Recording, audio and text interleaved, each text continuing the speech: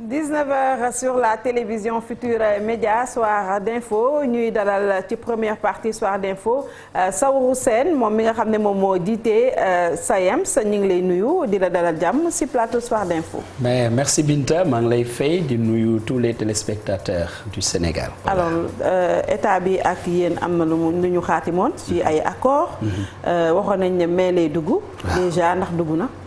waaw xaatim nañu ay accord ak état wu Sénégal. Effectivement mois de mai moo nekkoon premier échéancier bi. ma rappeler rek que ces accords là étaient non seulement précieux. mais c'est des accords précis. lu am solo la. gis nga rencontre boobu nga xam ne ñu ngi ko commencé def ko. de 10 heures du matin à 3 heures du lendemain. c'est parce que dama jàpp ne lu ñu doon def lu sérieux la. ñu liggéey ci ak gouvernement au Sénégal. bi ñu paree nag gouvernement bi. def ñu jox un tableau très précis. tableau boo xam ne bien avant même la rencontre dañu am occasion tase ak service au ministère du budget muy direction de la solde mu jox ñu un tableau très précis que voici. ci tableau bi. boo jëlee les professeurs d'enseignement secondaire ki ci moins gradé ñu ne la à l'issue de la grève lii lay am ki gën a gradé lii lay am nga jël le professeur d'enseignement moyen le moins gradé lii lay am le plus gradé lii lay am le professeur de collège la même chose de même que instituteurs yi waaw tableau boobu buñ ñu ko joxee ñu laaj leen les impôts ñu ne ñu lii c'est le net d'impôt maanaam bu ñu dindee suñuy impôt ci augmentation bi ba pare lii ngeen di am te li tax ñu jox leen tableau bi mooy que dañu bëgg ba bés ba wala boog ci fin du mois boobu ñu wax pour ngeen xam ni ndax respecté nañ accords yi wala non na ngeen xool ci tableau boobu kon tableau bi mooy suñu référence gis naa nag au milieu du mois à partir du 15 gars yi bu ñu commencé vérifier amoon na coow déjà ñu ne non ci lu ñu jot a gis respecté wuñu accords yi demaat ba ci biir ñu vérifié waat ne non pourtant ñu ngi respecté fourchette bi mais tey dans la journée boo xoolee li nekk fii ci fiche bi ñu joxoon gouvernement bi respecté wu ko parce que damay ni charité bien ordonnée commence par soi man personnellement après le 15 bu ma déggee coow loolu man j'ai vérifié mon salaire j'avais vu que effectivement que le gouvernement était dans la fourchette.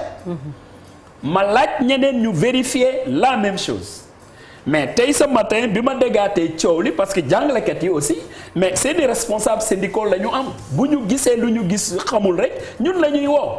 biñ ma woowaat ma wootey bëri ci laa wootewaat à la solde ma ne non il faut que ma vérifie d'abord pour moi. mais bu ma vérifier pour moi liñ ma annoncé woon moom lañ ma dugalal. ak li nekk sur le bulletin de salaire aujourd'hui différence bi presque 100 000 la. kon respecté wuñ ko. mais lu tax respecté wuñ. mais loolu nag ñoom ils seront en mesure de le dire. dañ ko imposer wala dafa am erreur quelque part wala. gis nga l'histoire des impôts dama ni c'est un faux débat. parce que loolu justement nous étions conscients des impôts. moo tax ñu ne gouvernement bi. li ñuy communiquer ko jàngalekat yi na nekk le net d'impôt. boo leen jëlee seen impôt yépp li ngeen war a jël yépp ngeen communiquer ñu nag li nga xam ne mooy ñëw dans le salaire de l'enseignant. loolu moo tax ñu joxoon ñu le tableau là. donc tableau bi moo nekk suñu référence. donc considéré nañ malgré ces sommes là l'impôt a été déjà calculé et relevé. restant bi moom la ñu defal sur ce tableau là. kon leneen lu ñëw lu dul tableau bi mënuñu ko nangu. mënuñu ko gëm mënuñu ko conserver. c'est la raison pour laquelle encore une fois de plus xëy na salaire génnagul mais ñun nous sommes un syndicat d'anticipation et d'alerte. gis nga l'éducation est sérieuse. l'éducation kenn waru ko caaxaane.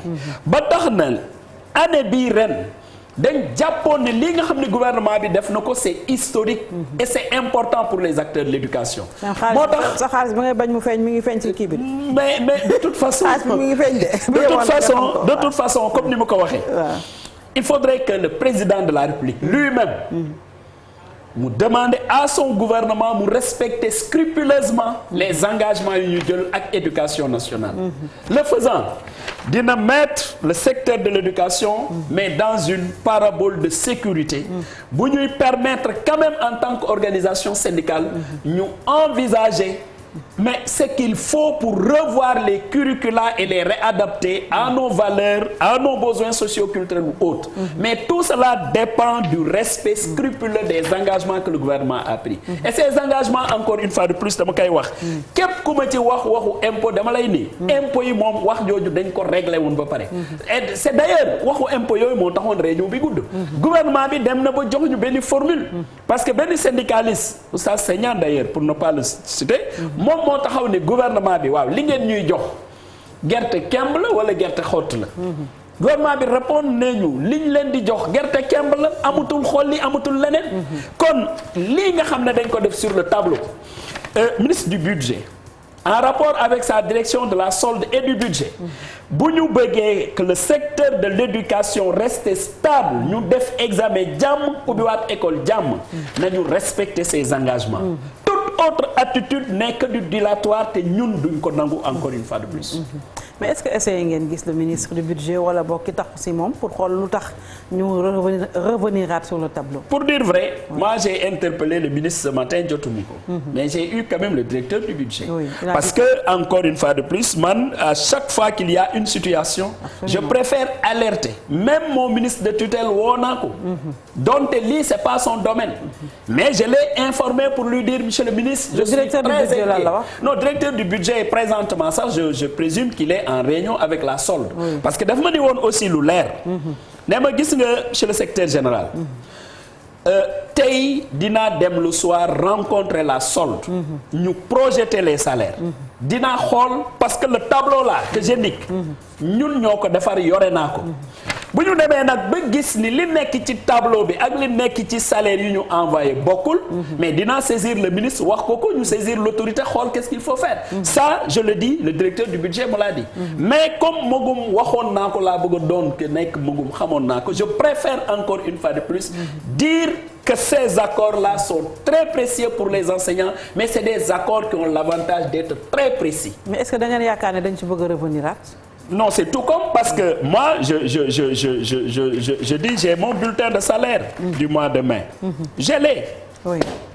Parce que dama ko demander tirer ko. Donc li nekk ci bulletin de salaire bi xam naa ko. bu dee ça correspond à ce que le tableau a dit xam naa ko. bu correspondul xam naa ko. Et je le dis ici ça ne correspond pas. Et c'est la raison pour laquelle, encore une fois de plus, na ku nekk assumer sa responsabilité. Mais moi, en tant que secrétaire général national du SAEMS, j'attends que le gouvernement du Sénégal respecte les engagements qu'il a pris devant les enseignants du Sénégal. Et c'est important pour l'avenir du système éducatif sénégalais. lan moo waral souvent coow lii da ngeen def accord après coow ñëwaat te ñoom joxe woon nañu devant quand même le peuple sénégalais seen accord wax ne à partir du 1er mai c'est terminé. yëpp dina dugg. mais dama la ni gis nga l'école kenn waru ko fooy. Ni les acteurs qui sont directement concernés muy jàngalekat yi ak ministère bi ni le gouvernement du Sénégal qui a en charge l'éducation. gis nga accords yi bu ñu ko xaatimee. j'ai fait une émission je suis parti partout pour dire que ça c'est des accords historiques. Et c'est important. Et j'ai même dit que si ces accords sont respectés, le président Macky Sall aura fait ce qu'aucun président n'a fait pour le secteur de l'éducation, notamment pour la rémunération des enseignants. C'est la vérité. bu ko respecté. dina def lu kenn mësul defal jàngalekat yi. wante nag bu ko respecté wul. mais à partir de ce moment il aura les enseignants en face de lui. et ça c'est clair. en tout cas bi ñu signé accords yi gisoon nañ ne yéen SAEMS ak waa CUSEMS sax yéen a mujj. ñun ñoo mujjoon signé yéen a mujj d'accord sax si dellu si waat à l'école. c'est ça xam nga loolu lu ko waraloon. parce que accords yi aussi nekkul woon rek accordu xaalis. faut pas qu'on donne aux Sénégalais l'impression que li taxoon jàngalekat yi di xeex. mais mbirum xaalis kese la non. loolu moo taxoon ñu tasee gouvernement bi ba signer ce procès verbal. bii nga xam ne procès verbal bii. questions yi ci nekk yépp c'est des questions qui concernent le secteur de l'éducation. notamment situation décisionnaire yi. parce que nag nit ki nga xam ne dafa am diplôme professionnel am ñu war ko intégrer. nga toog xaarloo ko ba mu def plus de 35 ans nga koy door a intégrer. mais en quoi il est fautif pour être décisionnaire. non ensuite situation mise en position des stages ñoo xam ne dañu am seen diplôme supérieur. nga toog di rassembler ay dossiers ba mu bëri mënutoo leen mettre en position des stages alors que ñoom ils ont le droit à la mise en position des stages d'ailleurs c'est l'occasion de le dire. am na ñoo xam ne def nañ seen mise en position des stages def seen formation ba pare def seeni l'examen mais FASTEF retenir seen note depuis Mathusalem mënuñu jot seen résultat pourquoi parce que enseignement supérieur fayul FASTEF situation yooyu la le corps des PCMG en éducation physique ñaata yoon la ñu wax ci situation boobu nga xam ne dañu war a jógee dans le corps des maîtres d'éducation physique PCMG mooy professeur de collège en éducation physique nga xam ne corps boobu dañ ko waroon instituer à travers comment dirais-je la révision du décret 77 11 77 ba léegi loolu ñu ci doon topp di wax moo taxoon ñu ne gouvernement bi c'est vrai que accord financier bi am na solo mais nañu toog ak ñoom nag ci question yooyu yëpp lenteur administrative passerelle professionnelle mais yi amoon na accord wala dafa nekk moom la ñu signé ni signé nañu moom la ñu signé bii aussi c'est des engagements itam amatul benn début de solution. Non pour dire vrai commencé nañ réunion yi. am na sax réunion suba. boo xam ne ça porte effectivement sur la question des décisionnaires. et sur la question du corps des PCMG en éducation physique. amaat na réunion suba donte réunion comité de suivi bi xaw na tardé. parce que bi ñu signé accord bi ba léegi. depuis le 26 février.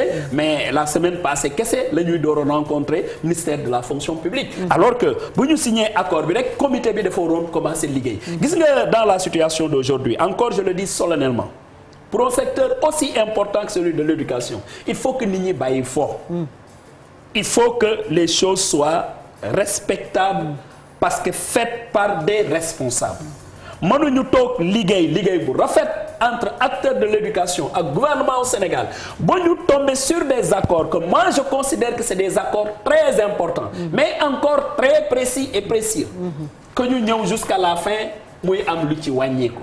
warul nekk mënul nekk. loolu moo tax nag encore une fois de plus dañuy alerter rek. comme ça balaa salaire yi di tomber. c'est certainement sous peu que ñi war a jël seen responsabilité par rapport à la situation jël seen responsabilité bu mat sëkk. moi-même personnellement dans toute la tournée que j'ai faite après ces accords-là. mais partout sénégalais yi dégg nañ ma. ne leen wax dëgg. éducation nationale am nañ un bon protocole d'accord. mais est-ce que jàngalekat yëpp la ñu yokkal wala dafa am encore. non jàngalekat yëpp la ñëpp la. parce que et les inspecteurs aussi. Oui même les inspecteurs ils sont c'est d'ailleurs du jàngalekat yi kese xam nga le combat des enseignants cette année dafa am particularité bu ci dolleeku. mooy que jàngalekat yi sax dañ permettre aux autres agents de la fonction publique ñu am augmentation. parce que le point indiciaire pour tous les fonctionnaires bu ñu ko laalee lan la. santé baa ngi laaj la même chose. non même la santé est dans ces augmentations là. kon ñëpp la. bu dee ñëpp la nag. ñëpp tàccu si. nañu fexe respecter ko scrupuleusement. parce que leneen lu ñu def. mais dafay yàq liggéey boobu te je crois que. bi ñu reprendre njàng mi daanaka yàggul ñaata weeru grève lañ toogoon avant. non de toute façon on a repris dès le mois de comment dirais-je mars hein. mais mars est-ce que xale yi jàng nañu li tax ñu mën a dem examen. problème bi du foofu Binta gis nga. jàng ti la parce que dañuy dem examen yi ñu sommes au mois de mai. loolu moo tax. oui gis nga jàngalekat yi. dama la ciy wax lenn loo xam ne ñu bari xam nañ ko. même en étant en grève ñi nga xam ne dañu yore classe d'examen. ils sont jamais déconnectés avec leurs élèves. loolu mooy nattu jàng amul woon ba xale yi génnoon doon ñaxtu ne dañu bëgg a waaw mais parce que xale yi dañ xamoon parce que bu ñu commencé grève janvier. Février le 26 lañu signé protocole. waaw donc un mois la. waaw ci un mois boobu. mais d'ailleurs ñun ñoo bëggul woon grève. léegi est-ce que jeexal ngeen le programme parce que examen yi c'est bientôt. non mais les gens ils finiront leur programme. kañ lay examen yi kañ lay commencer au mois de juin juillet ou bien. déjà on a les examens. oui juillet c'est pour le baccalauréat. Oui. et je crois début août ou fin juillet on aura le brevet de fin d'études moyennes. Oui. pour l'entrée en sixième je crois que c'est dans le mois de juin. Oui. mais le problème c'est que moi je sais très bien. que même boo comparer la grève de cette année aux autres années mais c'est une grève qui n'a pas duré yàggul.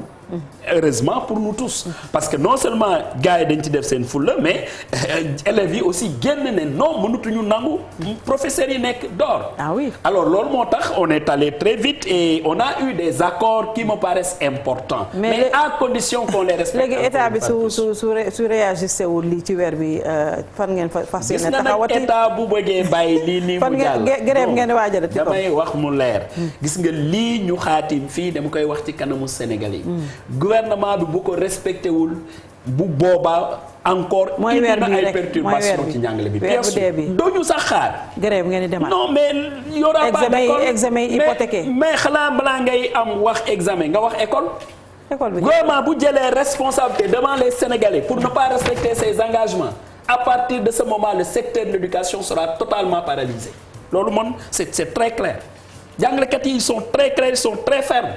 Et d'ailleurs, ils seront dans leurs droits. Parce que mënuñu aussi à chaque fois les mêmes choses se reproduisent. Mënuñu ko nangu. Lii nii lu am solo la mais à une seule condition que ñu respecter ko. Et il n'y a pas de raison de ne pas respecter ça. Oui. Rien ne justifierait qu'on se comporte autrement. D'autant plus que signé nga ko. Ah oui. Signé da nga ko war a respecter. Man sax xawma la laa lay wax. Ah oui, ah oui. En tout cas, ils sont interpellés. Et comme je l'ai dit tout à l'heure, ben nous alertons. Nous alertons, nous mettons l'autorité devant ses responsabilités par rapport à une question aussi importante que celle-là. Et pourtant, personnellement, je le disais, que ces accords-là seront respectés. Moi, j'ai fait la région de Kolda, de Kédougou, en tournée partout. Les gens me disaient, mais et ces accords-là, je dis que c'est de bons accords. C'est des accords précis, c'est des accords très clairs. Et je peux vous assurer que le gouvernement du Sénégal va les respecter. Mais si nous respectons les accords, on espère, les parents d'élèves, oui. espèrent que nous allons respecter ces engagements. Oui. Je l'ai dit au début de l'émission. Oui. Moi-même, à la commission administrative du syndicat autonome des enseignants du moyen secondaire, dama leen doon wax ni. Gis nga état bu defee lii mu def. ñun aussi am na lenn lu ñuy xaar ci ñun. Maanaam que ñun war nañu participer. À revoir les programmes scolaires au Sénégal. Parce que le professeur Djibi Diakhaté avait l'habitude de dire que c'est vrai qu'il y a une école au Sénégal. Mais est-ce que nous avons une école sénégalaise? Non, pour que nous ayons une école sénégalaise, absolument. Il faut nous regarder sur nos programmes.